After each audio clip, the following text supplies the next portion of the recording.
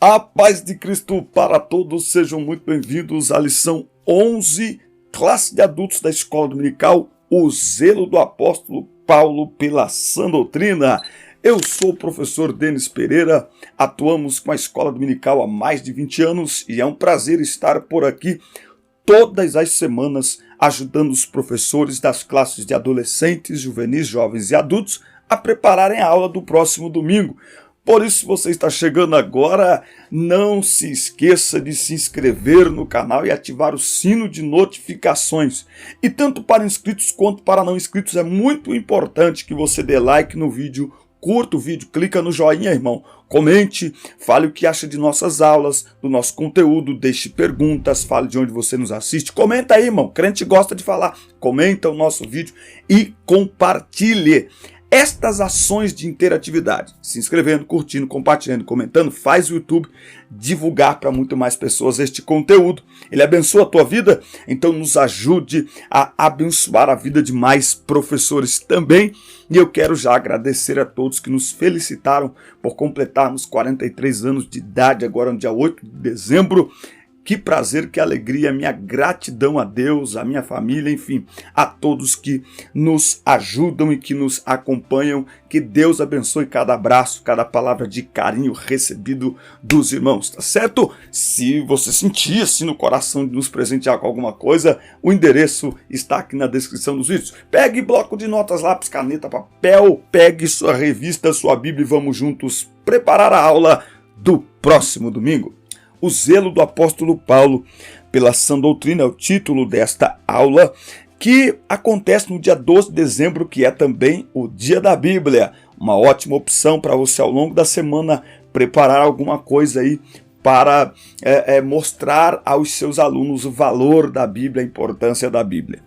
1 Timóteo 4,16. Tem cuidado de ti mesmo e da doutrina, persevera nestas coisas, porque fazendo isto, te salvarás, tanto a ti mesmo, como aos que te ouvem. A Igreja de Cristo é a única instituição divina na terra que preserva e defende a sã doutrina diante dos enganos e males das heresias. A nova revista já está aqui, vamos falar sobre a supremacia das Escrituras. Vai ser demais o próximo trimestre, eu estou esperando as outras revistas chegar, muita expectativa. Aqui na descrição dos vídeos tem todas as nossas redes sociais e tem links para você acessar o nosso site e acessar grupos no WhatsApp, só de professores, onde a gente conversa entre professores, e um link também para você baixar o conteúdo da aula em PDF, comentários, slides, enfim, tem muito conteúdo aí. Introdução. Qual o fim do mandamento? Por que devemos zelar pela sã doutrina? Qual o ponto de equilíbrio da sã doutrina? O assunto que estudaremos nesta lição vai responder estas questões que são muito importantes, não é, para nós. Então é sobre isso que nós vamos falar, sobre doutrina. Quando se fala sobre doutrina, muita gente treme, porque durante muito tempo doutrina estava ligado a puxão de orelha, não é? Doutrina estava ligado à disciplina, tá certo? Mas doutrina, nós vamos ver hoje, doutrina é conhecimento, é instrução, é educação na palavra. Tópico 1. Ortodoxia versus heterodoxia. Ortodoxia versus heterodoxia. São dois termos técnicos. Ortodoxia e heterodoxia são termos técnicos necessários à teologia para compreender a distinção entre ensino correto e desvios quanto à doutrina bíblica. Então, através desses termos, nós vamos compreender a preocupação de Paulo com a invasão das heresias nas igrejas locais, certo? Agora, irmão, nem tudo é heresia. Tem coisa que é bobagem mesmo, tá certo? Então, às vezes alguém fala alguma bobagem na internet, o pessoal já vai lá, olha, ele é um herege. Heresia é um sistema de ensinamento e de ensinos contrários à palavra de Deus. Não é uma palavra que a pessoa fala. Conceito de ortodoxia. Na língua grega do Novo Testamento, a palavra tem como prefixo ortos e significa o que é direito, reto, certo. 1 Timóteo 4, 1 e 2. Então diz respeito à absoluta conformidade com um princípio ou doutrina. Então a doutrina cristã é ortodoxa enquanto for coerente com o que Cristo e os apóstolos ensinaram. Então, nós somos uma igreja ortodoxa, ok? Por quê? Porque nós pautamos a nossa fé de acordo com a palavra de Deus, não de acordo com novos modelos e com novas pessoas influentes e tal. Conceito de heterodoxia. Então, ortodoxia é aquilo que é coerente com a palavra de Deus, não é? Com o que foi ensinado e está ensinado na sua palavra. E heterodoxia tem a ver com diverso. Nos remete a opinião diferente, oposição aos padrões, normas, dogmas estabelecidos. Se ortodoxia tem um só parecer, a heterodoxia implica várias opiniões a respeito de um mesmo objeto. Por isso que eu sempre falo aí nos grupos de professores, quando os professores começam a discutir sobre um assunto e começam a dizer assim, bom, na minha opinião, minha opinião não, sua opinião você guarda em casa. Na sala de aula, durante a pregação, não é minha opinião, é a palavra de Deus. Não é minha opinião, é a palavra de Deus. Se a minha opinião estiver pautada na palavra de Deus, ok. Mas se ela estiver pautada em filosofias, no meu próprio pensamento, ela não serve para nada. Então, a igreja deve ser, portanto, ortodoxa.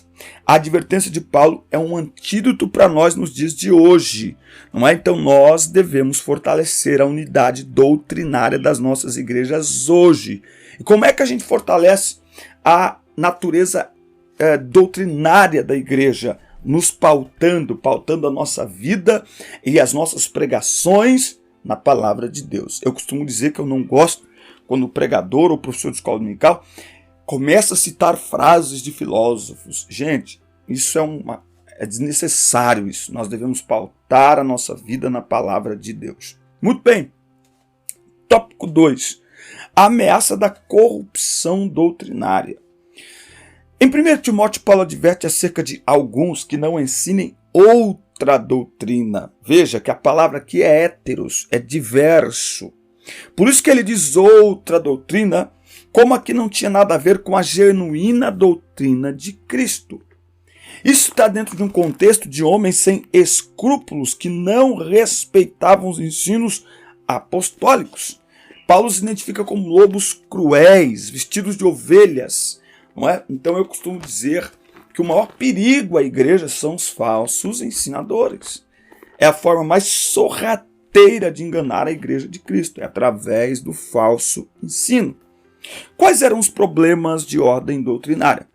As igrejas plantadas por Paulo e outros apóstolos no primeiro século sofreram com a infiltração de conceitos filosóficos pagãos e judaizantes na interpretação da doutrina apostólica. Nos dias de hoje, irmãos, quais são os problemas que nós enfrentamos de ordem doutrinária? Escreve aí nos comentários para nós.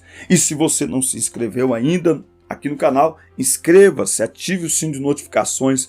Isso nos alegra, nos motiva e ajuda este canal a alcançar e, portanto, ajudar muito mais pessoas. Então hoje, por exemplo, hoje fala-se muito aí da graça barata, da graça extravagante, aonde não há qualquer problema em relação ao pecado, porque nós fomos salvos e o Senhor nos ama de uma maneira tão extraordinária que o nosso pecado jamais tirará de nós a salvação. Enfim, nós podemos viver uma vida para Cristo e ao mesmo tempo satisfazer os desejos da nossa carne. É a banalização da graça de Deus, é a licenciosidade tomando conta da mentalidade de muitas pessoas, não é?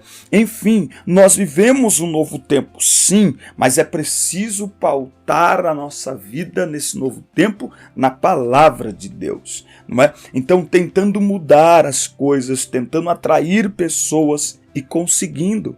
Eu digo que o texto que mais me chama a atenção, me treme a minha alma, é 2 Timóteo, capítulo 3, de 1 a 5, e também o 4, de 1 a 5. Ele está falando de pessoas ávidas por novidade, e que essas pessoas, no capítulo 4, que ele diz, elas ajuntariam mestres para si, segundo os seus próprios desejos, tá certo? É 2 Timóteo 4, 1 ao 4, não é? Eles juntariam, e como estamos vivendo esse tempo em que pessoas sem qualquer responsabilidade com a palavra de Deus estão se tornando influenciadores de multidões, e eles estão pregando um evangelho que não é o evangelho de Cristo. E o problema das redes sociais é que quando você fala qualquer coisa contra uma pessoa como essa, as pessoas acham que você está sendo errado e tal. Mas enfim, a igreja de Cristo precisa obedecer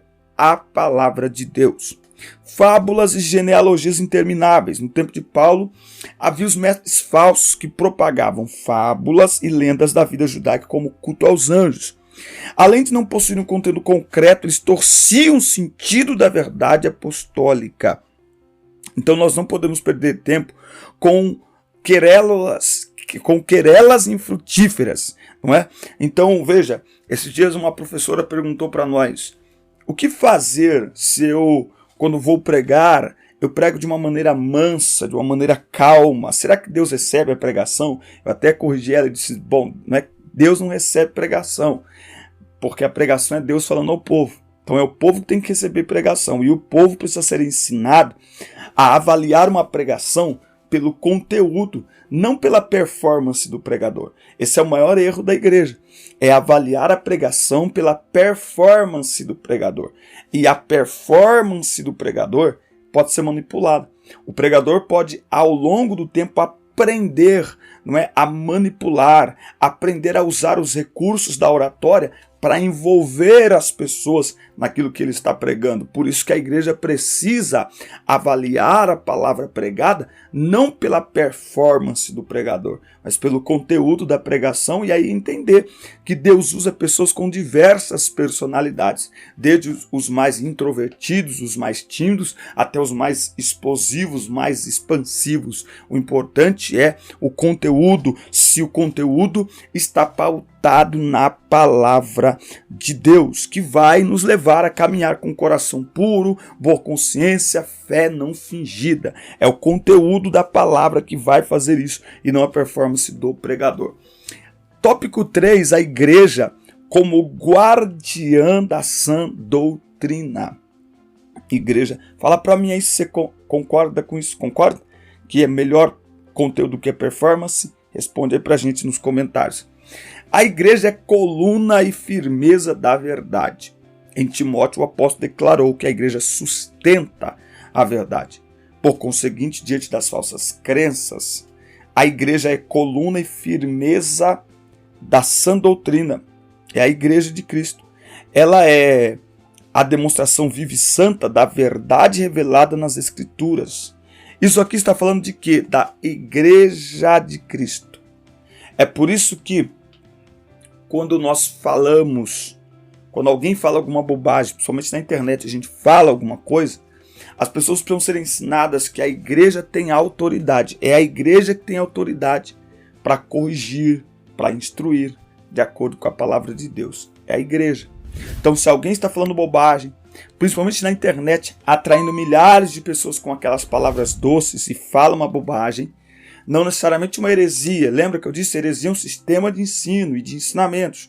A pessoa falou uma bobagem publicamente, tanto ela quanto o que ela falou precisam ser corrigidos. Esse é o papel da igreja, zelar pela palavra de Deus, zelar pela verdade. O objetivo do zelo pela sã doutrina. Qual seria o objetivo de zelar pela sã doutrina? Preservar o amor de um coração puro e uma fé não fingida.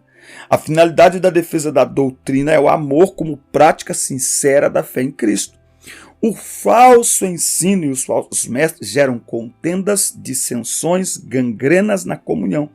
Logo, não há cristianismo ortodoxo, verdadeiro, sincero, sem a prática do amor de um coração puro, de uma fé não fingida. Então eu não posso perceber que alguém está sendo ensinado de forma errada e não falar nada. Eu preciso ajudá-lo. Como eu disse, a forma mais sorrateira de enganar as pessoas é através do falso ensinamento, que apresenta o Evangelho, que apresenta Cristo, mas não como está na palavra de Deus. Apresenta da forma como as pessoas querem ouvir.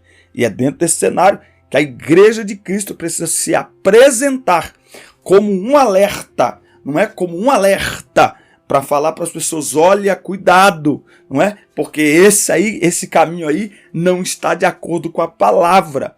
Por quê? Porque as pessoas que estão sendo guiadas por um evangelho que não é o evangelho de Cristo, eu chamo de evangelho enlatado, evangelho formatado, evangelho segmentado, não é? Que é um sistema de ensinamentos até pautado na Bíblia, mas de acordo com o que a pessoa quer, de acordo com o que a pessoa deseja.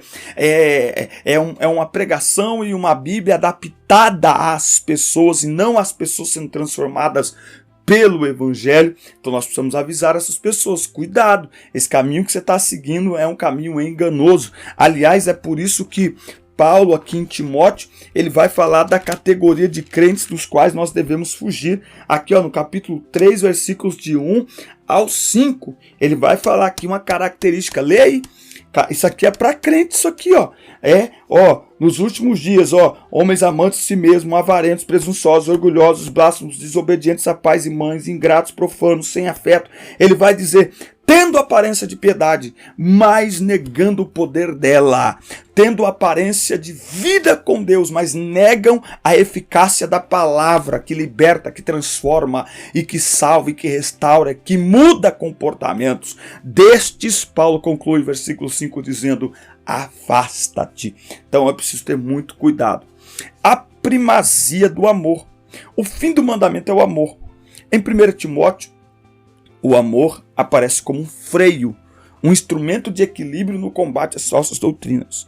Na Epístola Paulina, o combate nunca é contra pessoas, mas contra as ideias que elas representam. E esse é o ponto. Quando a gente corrige alguém, as pessoas ficam bravinhas porque acham que a gente está atacando aquela pessoa. Na realidade, é o erro que ela cometeu, não é? É o falso ensino que ela está apresentando. Então, não é contra pessoas, é contra as ideias que elas representam, contra os ensinos que elas representam, não é? Nesse caso, como o amor como fim do mandamento é o antídoto perfeito. É um amor que procede de dentro para fora, não se tratando de mero sentimento. Nesse caso, o amor, o coração é santificado pelo Espírito Santo, gerando uma pureza interior, não é? Então, um coração limpo diante de Deus recebe e vê as coisas espirituais com transparência, não é? Então é muito importante que a igreja esteja preparada para amar as pessoas a esse ponto, de ajudá-las a cultivar uma fé genuína, uma fé sem hipocrisia, uma fé não fingida. E a Igreja de Cristo deve fazer esse papel. Então esta é uma das características da Igreja de Cristo. Por que a gente fala aqui, enfatiza da Igreja de Cristo? Porque dentro da Igreja de Cristo tem as outras igrejas aí e tal. O que é a Igreja de Cristo? É aquela que segue a palavra, independente de denominação, ela está seguindo a palavra. A Igreja de Cristo, a noiva de Cristo, preserva a sã doutrina dos ataques, dos falsos ensinamentos, por amor às pessoas, à alma das pessoas, para que elas tenham uma fé verdadeira e alcancem de fato a salvação em Jesus Cristo e não sejam enganadas e condenadas. Amém? Deus os abençoe. Um forte abraço. Foi um prazer estar com vocês em mais uma aula da Escola Dominical. Nos vemos no nosso próximo encontro. Uma excelente semana a todos e até a nossa próxima aula, nosso próximo encontro. Deus abençoe.